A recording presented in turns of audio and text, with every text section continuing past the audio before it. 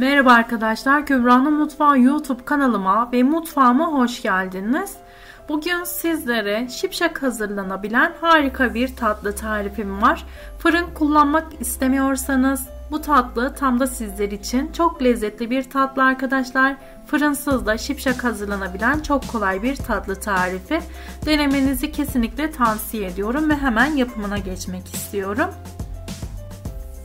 İlk olarak uygun bir tenceremin içerisine 300 ml'lik su bardağı ile 1 su bardağı toz şeker, 200 ml'lik bardak ile 1,5 su bardağı irmik ve 3 yemek kaşığı dolusu kakaomu alıyorum. Yemek kaşığımı dolu dolu kullanıyorum arkadaşlar.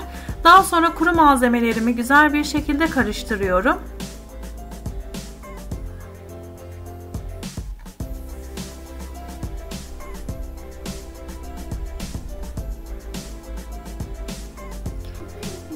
İçerisine 1,5 litre soğuk sütümü ekliyorum.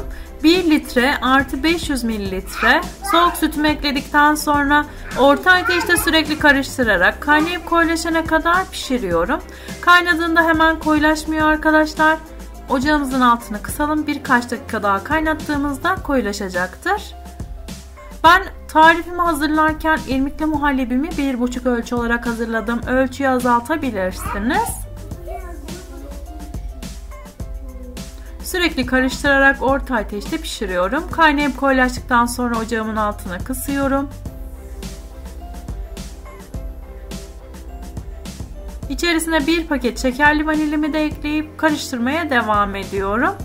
Daha sonra ocağımın üzerinden alıyorum.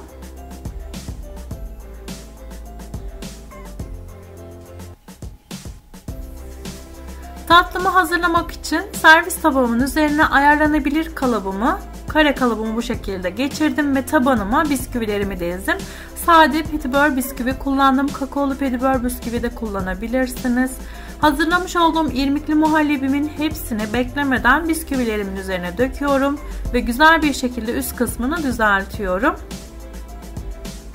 Farklı kalıplarda, farklı borcamlarda veya farklı tepsilerde de çok rahat bir şekilde hazırlayabilirsiniz. Ben bu şekilde büyüyüp küçülebilen bir kalıp kullandım. Kalıbımın içerisine 16 adet bisküvimi ayarladım ve güzel bir şekilde dizdim. İrmikli muhallebimi bu şekilde döktüm. Üst kısmını düzelttim. Daha sonra üst kısmı içinde bisküvi kullanacağım.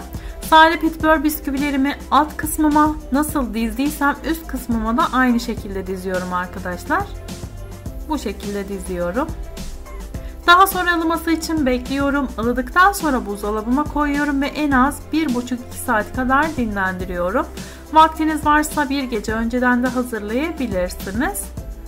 Ben buzdolabımda birkaç saat kadar dinlendirdim. Buzdolabından çıkarmaya yakın çikolata sosumu hazırlamaya geçtim. Uygun bir tavamın içerisine 1 yemek kaşığı dolusu kakao, 3 yemek kaşığı toz şeker ve 1 yemek kaşığı dolusu unumu alıyorum. Unumu ve kakaomu eklerken kaşığımı dolu dolu kullandım arkadaşlar. Bu şekilde eklemenizi tavsiye ederim. Kuru malzemelerimi güzelce karıştırdıktan sonra içerisine 500 mililitre soğuk sütümü ekliyorum. Sürekli karıştırarak orta ateşte çikolata sosum kaynayıp koyulaşana kadar pişiriyorum. Ev yapımı çikolata sosu hazırlamak istemeyenler hazır çikolata sosu da kullanabilirler. Ben tariflerimde ev yapımı kullanıyorum ve lezzeti gerçekten mükemmel oluyor. Çikolata sosum kaynayıp koyulaştıktan sonra ocağımın altını kısıyorum ve içerisine 1 tatlı kaşığı tereyağı veya margarin ve 1 tatlı kaşığı sürme çikolatamı ekliyorum. Yağım ve çikolatam eriyene kadar karıştırıyorum. Daha sonra ocağımın üzerinden alıyorum. Çikolata farklı çikolatalar da ekleyebilirsiniz. Eklemeden de hazırlayabilirsiniz. Bu arada tatlımı buzdolabından çıkarttım. Kalıbımı kenarlara yavaşça hareket ettiriyorum ve hava almasını sağlıyorum. Daha sonra dikkatli bir şekilde kalıbımı tatlımın etrafından çıkartıyorum. Sizler borcamda veya tepside hazırladığınızda üst kısmına direkt çikolata sosunuzu dökebilirsiniz. Ben dilimleme aşamasına geçtim. Dilimledikten sonra çikolata sosumu dökeceğim. Bisküvilerimin tam ortasına tatlımı dilimliyorum ve 16 kişilik tatlı elde etmiş oluyorum. Dilimlemesi de çok kolay arkadaşlar. Bu şekilde dilimlediğinizde pratik bir şekilde dilimleyebilirsiniz. Daha sonra spatula yardımı ile tatlılarımı alıyorum ve borcamımın içerisine diziyorum. Çikolata sosumu borcamımın içerisine dökeceğim. Sizler servis tabağınızın içerisine de dökebilirsiniz. Her bir dilimi bu şekilde alıyorum ve borcamın içerisine diziyorum. Bu şekilde porsiyonluk hazırlanabilen çok kolay fakat çok lezzetli bir tatlı arkadaşlar. Herkesin evinde olan malzemeleriyle hazırlayabileceği ve herkesin kolaylıkla yapabileceği bir tatlı olduğunu düşünüyorum.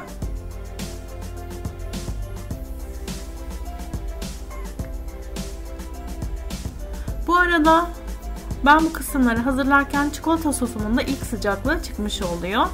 Sıcak da dökebilirsiniz. Daha sonra bir kaşık yardımı ile tatlılarımın üzerine çikolata sosumdan 2 yemek kaşığı olacak şekilde döküyorum ve üst kısmını düzeltiyorum. Bütün tatlılarımın üzerine çikolata sosumdan döküyorum. Ben tamamını kaplayacak şekilde döktüm. Çikolata sosum da bu tarif için tam yeterli geldi arkadaşlar. Yani tatlıma tam denk geldi. En son üstünü süslemek için de beyaz çikolata kullanacağım. Beyaz çikolatamı da bu aşamada ocağıma koydum ve erimesini bekledim. Bir paket beyaz çikolatamı benmari usulü eritip içerisine 1 çay kaşığı sıvı yağ ekleyip karıştırdım.